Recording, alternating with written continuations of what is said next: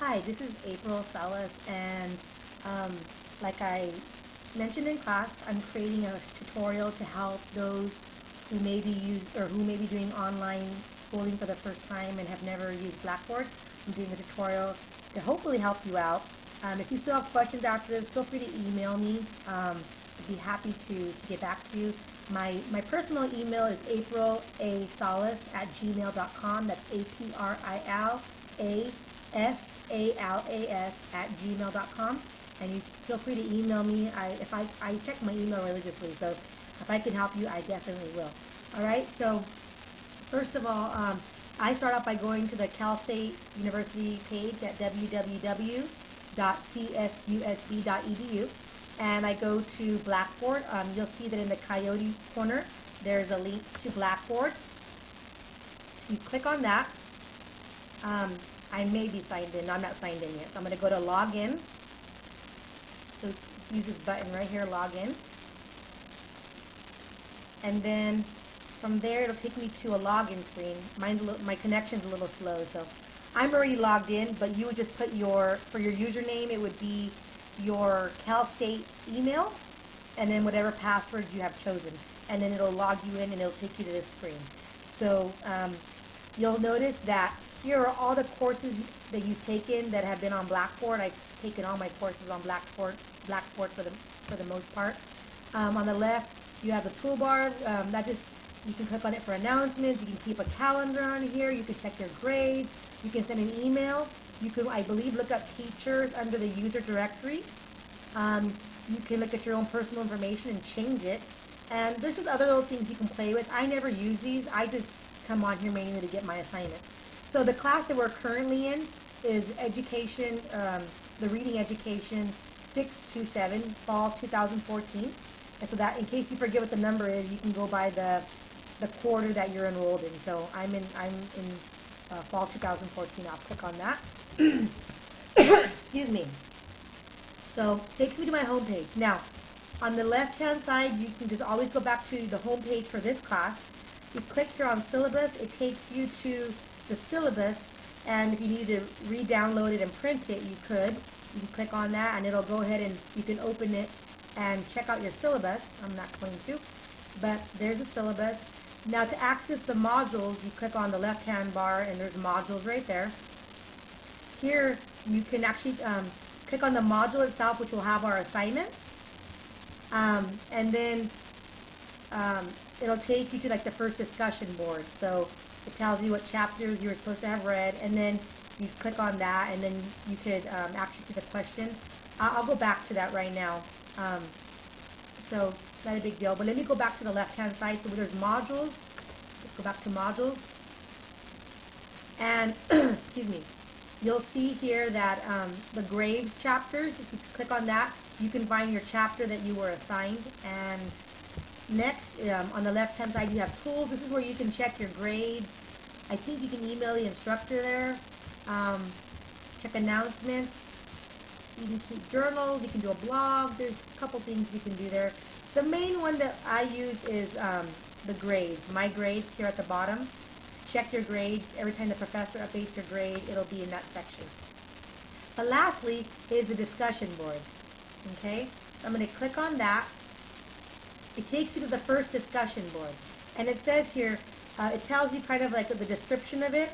It shows that so far nobody's posted in the class, but usually it'll tell you how many posts, how many students have posted their discussion, and then how many are unread, like they have not been opened.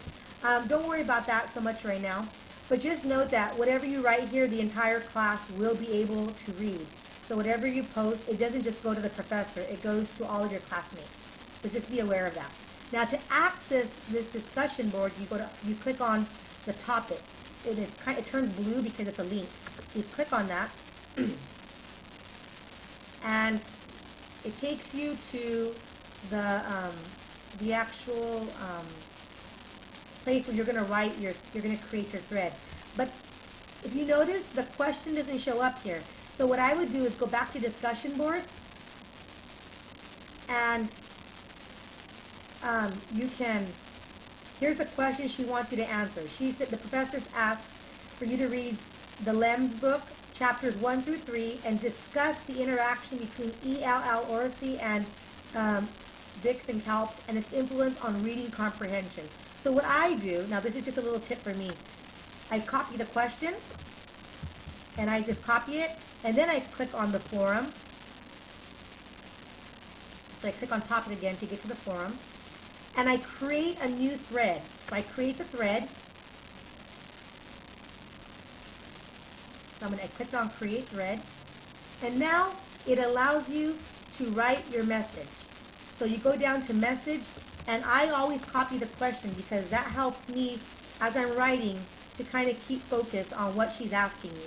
So then I would start saying, according to LEMS,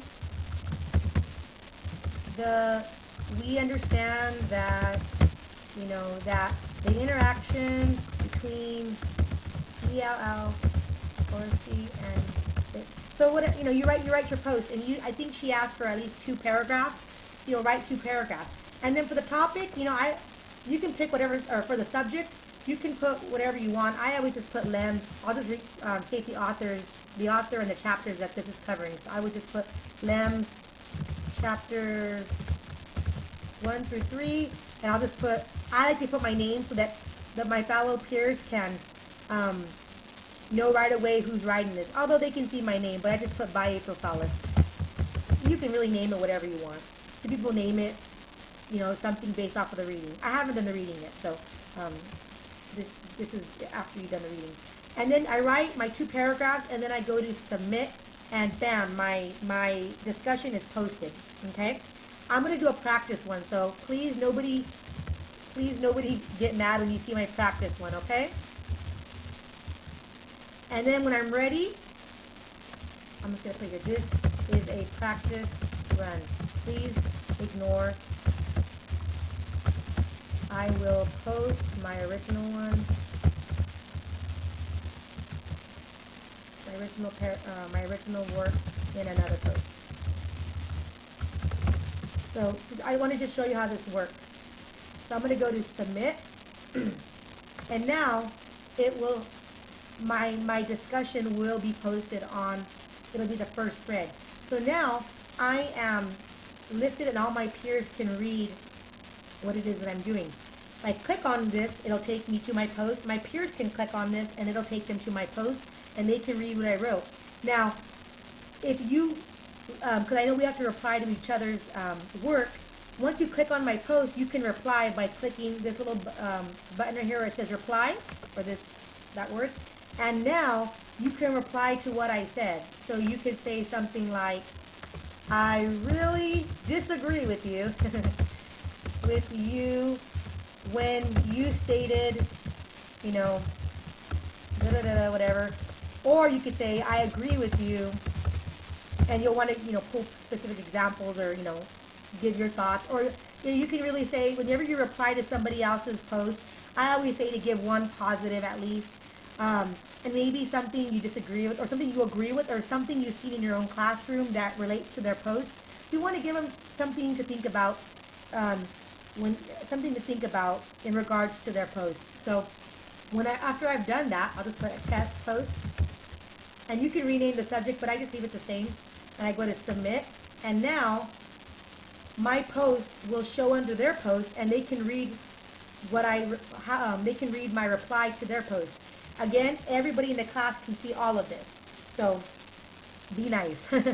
And then, for the most part, I've never had an issue with anybody like just tearing me down. People are always really respectful in these forums.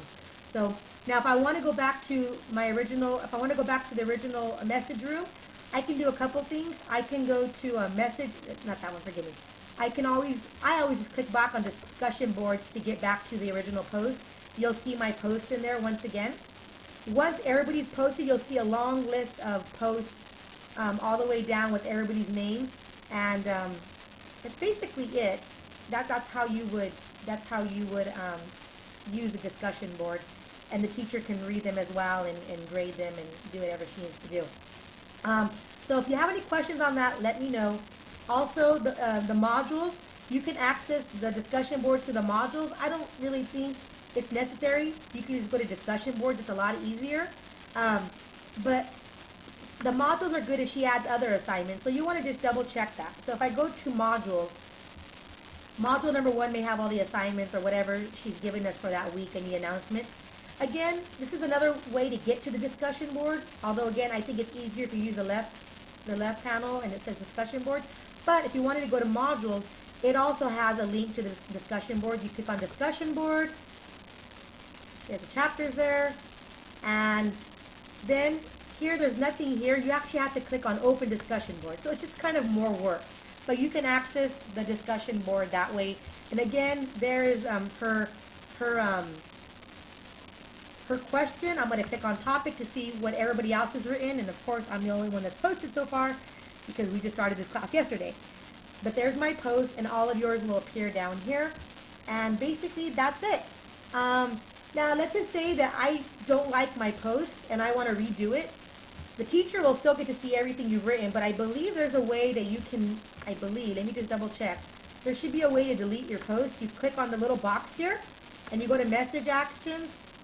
And actually, no, there is not a way you can delete. There used to be a feature where you could delete your own post. So I guess you really can't. So you just have to write a new post and, just try to, get it right.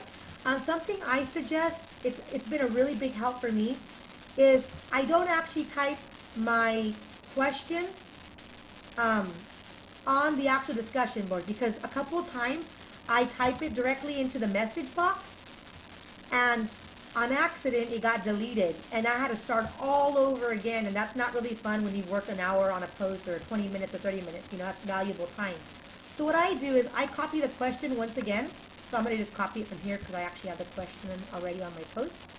I'm going to copy it, and I actually open up a Word document. And I save all of my discussion posts on a Word document because you never know, something gets deleted, you have that extra copy. I open up Microsoft Word, and I go ahead and copy the question, and I respond on a Microsoft Word document. I write whatever, and then I go, of course, to File, Save, and I save it under a folder that I have for the class. And then when I'm all done, then I copy my entire post, and then I go back to the discussion, and then I create a new thread, and I paste it in there, and then I submit. I think that's a really good practice because about twice I tried typing directly into Blackboard, the message section on Blackboard, and on accident I clicked the wrong button, and it deleted everything, and I had to start all over again, and there's no way to undo. Well, there is actually a way to undo it, but it's kind of long. But I just say it's a better practice to write it on a Microsoft Word first, Microsoft program. I can stop and take a break and come back to it later. And then when I'm all ready, then I post a new thread and I just copy and paste it into my new thread. So that's just a little tip that I've learned in online learning. Don't be scared. I know it can be a little daunting, but don't be scared. You can definitely do it. And if you have